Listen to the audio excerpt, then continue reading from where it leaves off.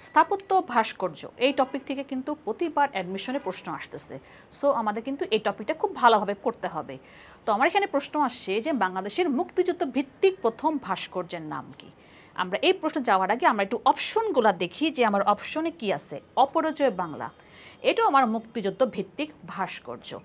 এখান থেকে প্রশ্ন আসে যে এই অপরাজয় বাংলার স্থান কোথায়, সেটা আমরা জানি যে কলা ভবনে, ঢাকা ভার্সিটির কলা ভবনের সামনে এটার অবস্থান। এটার ভাস্কর্যকে সৈয়দ আবদুল্লাহ খালেদ, এবং এটা কবে উদ্বোধন করা হয়েছিল? এটা হচ্ছে কি উদ্বোধন করা হয়েছিল 16ই ডিসেম্বর, যেহেতু আমাদের বিজয় দিবস 16ই ডিসেম্বর 1979 সালে। সো ওই অপরাজয় বাংলা থেকে যদি প্রশ্ন আসে এই কটাই প্রশ্ন আসবে, বলবে যে অপরাজয় বাংলার অবস্থান কোথায়? কলা ভবন, ঢাকা বিশ্ববিদ্যালয়। কবে উদ্বোধন করা হয়েছে? বললাম 16 ডিসেম্বর 1979 সালে উদ্বোধন করা হয়েছে, এবং এটার ভাস্কর্যকে সৈয়দ আবদুল্লাহ খালেদ। এবার আসে সাবাস বাংলাদেশ, এটাও কিন্তু আমার মুক্তিযুদ্ধ ভিত্তিক ভাস্কর্য। এটারও অবস্থানটা পরীক্ষায় প্রায় আসে। এটা স্থান কোথায়? রাজশাহী বিশ্ববিদ্যালয়, আমি সংক্ষেপে লিখলাম রাবি। ঠিক আছে, এবং এটা ভাস্কর্যকে বা ভাস্করকে সেটা হচ্ছে কি নিতুন কুণ্ডু। এই প্রশ্নগুলো প্রায় আসে। সাবাস বাংলাদেশ কোথায় অবস্থিত, বা সাবাস বাংলাদেশের ভাস্করকে নিতুন কুণ্ড। তার মানে এটাও কিন্তু একটা ইম্পর্টেন্ট একটা কিন্তু প্রশ্ন, যেটা পরীক্ষায় প্রায় আসে সাবাস বাংলাদেশ থেকে। এবার সে বিজয় 71, এটাও কিন্তু মুক্তিযুদ্ধ ভিত্তিক ভাস্কর্য। এটার স্থান কোথায়? এটার স্থান হচ্ছে কি, এটাও কিন্তু একটা বিশ্ববিদ্যালয়, বাংলাদেশ কৃষি বিশ্ববিদ্যালয়, বা আকৃবি লেখে শ্যামল চৌধুরী। ভাস্করকে বললাম শ্যামল চৌধুরী, ভাস্কর শ্যামল চৌধুরী। আমরা দেখতে পাচ্ছি যে প্রতিটাই কিন্তু আমার মুক্তিযুদ্ধ ভিত্তিক ভাস্কর্য। তারপর আসি জাগ্রত চৌরঙ্গি, এটার অবস্থান হচ্ছে গিয়ে জয়দেবপুর চৌরাস্তা বা গাজীপুর চৌরাস্তা বলি আমরা, গাজীপুর চৌরাস্তা।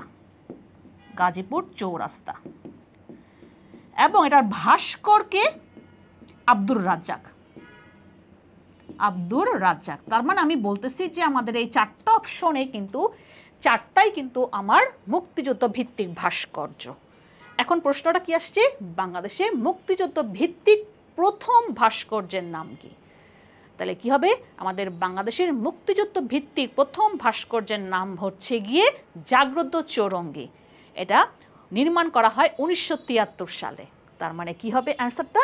জাগ্রত চৌরঙ্গি। কবে বললাম? 1973 সালে নির্মাণ করা হয়। তাহলে আমরা কিন্তু উত্তরটা পেয়ে গেলাম, এবং তার সাথে সাথে কিন্তু আমরা বাকি ইনফরমেশনগুলো পেয়ে গেলাম। এবার আমার একটা প্রশ্ন, সেটা হচ্ছে গিয়ে নিতুন কুণ্ড সাবাস বাংলাদেশের ভাস্কর। নিতুন কুণ্ড ওনার আরেকটা ভাস্কর্য আছে, আমি একটা হিন্টস দেই, সেটা ঢাকাতে অবস্থিত। সেটার উত্তরটা আমাকে বলবা। আরেকটা উত্তর বলবা, সেটা হচ্ছে কি টিএসসিতে আমরা একটা ভাস্কর্য দেখতে পাই, অনেকগুলা মূর্তি সামনে, টিএসসির সামনে। সেই ভাস্কর্যের নামটা কি হবে? আমরা সবাই টিএসসিতে ঘুরতে যাই, ওখানে আমরা সবাই আন্দোলন করি, হ্যাঁ, ওই ভাস্কর্যের সামনে, সেই ভাস্কর্যের নাম তোমরা বলবা। আর বলবা নিতুন কুণ্ডর আরেকটা ভাস্কর্য যেটা আমাদের ঢাকাতে অবস্থিত। তাহলে এই দুটা প্রশ্ন তুমি কমেন্টে জানায় দাও।